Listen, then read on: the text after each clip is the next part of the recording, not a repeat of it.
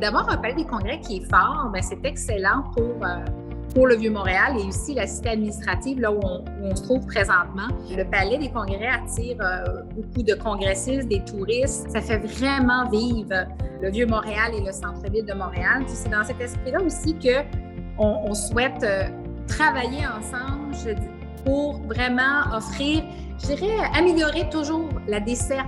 Notre offre, c'est quoi l'offre de Montréal qui va se distinguer sur la scène internationale pour garder ce positionnement numéro 1 en 2019 qu'on apprécie autant.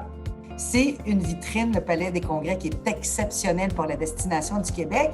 Évidemment, le palais, sa géolocalisation, d'être à Montréal, au centre-ville, tout le savoir-faire de l'équipe, évidemment, du palais, ça fait en sorte que les gens du milieu, le Club des ambassadeurs peut aller cogner à la porte à l'international, faire en sorte qu'on s'assure que ces congrès-là puissent se tenir à Montréal, au Palais des Congrès.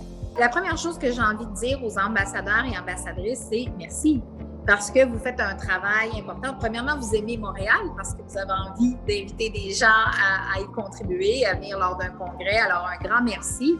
On a impérativement besoin de tout le monde pour avoir, et je vous dirais, vous assurer d'une relance économique qui va être forte, qui va remplir nos hôtels, nos restaurants, nos théâtres. Et j'ai envie de dire peut-être à celles et ceux qui disent « est-ce que c'est pour moi? » Ben oui, absolument, parce que dans votre champ d'expertise, avec vos connaissances, mais aussi avec le cadre tout à fait singulier de Montréal, ben je pense que c'est ici que ça se passe. Le poids économique du Palais des Congrès est énorme. Il faut juste rappeler que le tourisme d'affaires, c'est 2 fois plus payant que le tourisme dit d'agrément.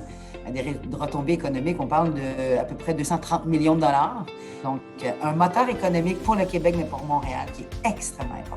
Montréal, de plus en plus, va se démarquer comme une ville unique, une ville, encore une fois, axée beaucoup sur la durabilité, une ville harmonieuse. Ça veut dire basée sur des principes comme je disais, d'inclusion, de sécurité, l'aspect d'être une ville en santé, une ville animée. Alors pour moi, autant de raisons de vouloir être un ambassadeur ou une ambassadrice.